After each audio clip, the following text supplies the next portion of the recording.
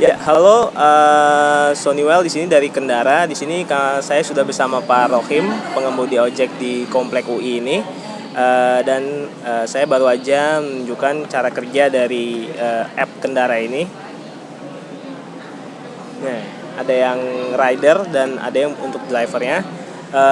Kemudian kita akan dengarkan pendapat Pak Rohim mengenai app Kendara ini untuk meningkatkan income dari pengemudi ojek. Silakan Pak.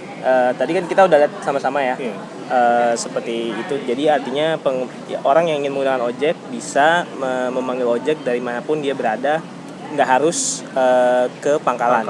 Nah, jadi menurut Bapak gimana ya kalau misalnya ada jalan gitu? Bagus kayaknya, lebih bagus. Kalau bisa lebih canggih deh ibaratnya dah. Jadi sama aja, tinggal pesan langsung kita berangkat lebih cepat. Ya. Begitu. Dan nantinya juga ini pastinya akan meningkatkan income dari pengemudi ojek. Kan daripada dia nunggu di pangkalan lama nggak jelas, mendingan ada panggilan langsung ke sana gitu. Dan cepat. Dan nanti sistemnya ini Pak, kalau panggilan gitu ada minimumnya. Nah, artinya nggak mungkin bayar kurang dari itu. Oh iya. Sama kayak taksi kan juga gitu kan. Nah, taksi kalau dipanggil ada minimal bayarnya, nggak boleh kurang dari itu kan. Ya, benar-benar. Ya, seperti itu sih Pak. Jadi intinya Pak, ini kalau nanti ada Bapak berminat untuk menggunakannya ya? Ada. Pastinya ya. Oke. Sekian aja interview singkat kita dengan Pak Rohim, pengemudi ojek di Komplek UI Depok ini. Ya, terima kasih. Halo, saya Taufan. Tadi pas mendengar penjelasan tentang aplikasi Kendara ini, sebetulnya cukup menarik ya, idenya sangat menarik gitu. Karena saya sebagai pengguna kendaraan yang sehari-hari juga kebanyakan di luar kantor, pasti kan kita berkendaraan terus butuh taksi, butuh ojek untuk ngejar target ketemu klien gitu kan. Nah ini ada beberapa masukan. Pertama sih yang pasti konsumen itu pasti concern mengenai on time, mengenai keberadaan posisi si supir, baik itu taksi, ojek ataupun maksudnya supir jemputan ya gitu. Terus untuk masukan lainnya ada semacam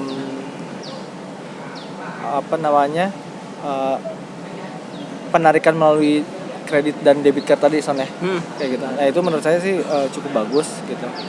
Cuman nanti perlu dipertimbangkan juga, biasanya kalau orang naik ojek, taksi, dia kan suka ngasih lebih ya kayak gitu. Tip gitu ya. Suka ngasih tip kayak gitu kan. Misalnya ongkosnya 93.000, kita bayar 100.000, biasanya yang 7.000-nya tuh kita kasih untuk ke supir taksinya gitu. Nah, ini bagaimana teman-teman tim Kendara tuh bisa produknya tuh bisa diterima oleh supir taksi gitu. Takutnya ya charge yang ditarik melalui kartu debit, kartu kredit itu kan nggak ada ibaratnya nggak ada tips buat supir taksi gitu. Takutnya ada resistensi lah dari supir taksi untuk menerima keberadaan kendaraan ini kayak gitu.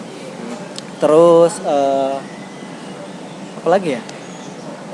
Terus mengenai keamanan tentu saja gitu, bagi teman saya yang contohnya banyak juga yang kerja di perusahaan akuntan gitu, jadi akuntan terus pulang malam gitu pasti kan.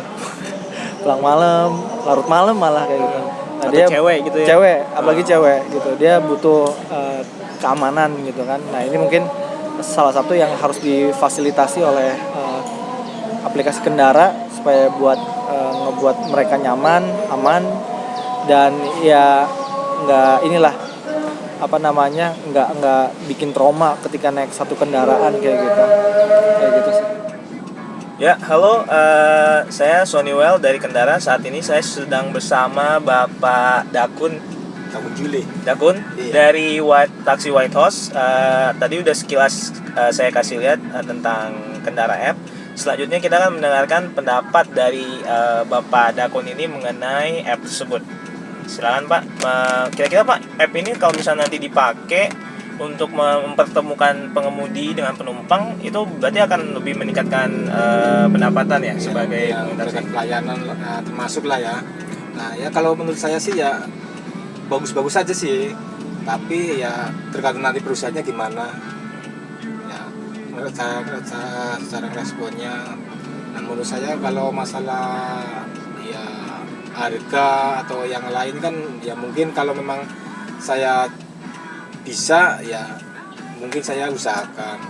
Nah sistemnya kan kalau memang harus pakai itu kan saya atau yang lainnya bisa nyicil lewat kayak semacam tabungan, kan ada asuransi. Semacam jaminan ya yang lainnya lah, yang penting saya bisa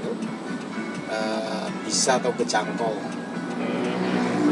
Ya, dan juga Pak Dakun pada saat ini di taksinya belum ada alat GPS atau alat untuk dapat order lewat telepon gitu ya Pak ya? Iya betul. Banyak masih kosong, nggak ada fasilitas yang lain atau termasuk radio, ibadah semacam informasi lain nggak ada. Oke, Pak Dakun, makasih atas tanya jawab singkatnya. Oh iya, sama-sama. Nama saya Indah Pratami, saya kerja di Finance Consultant. Saya udah mendengarkan penjelasan mengenai Kendara. Menurut saya Kendara itu fitur aplikasi yang sangat bagus untuk saat ini, karena teknologi pasti berkembang seiring dengan berkembangnya waktunya juga, kebutuhan juga bertambah, orang ingin cepat dan ingin tidak mau ribet.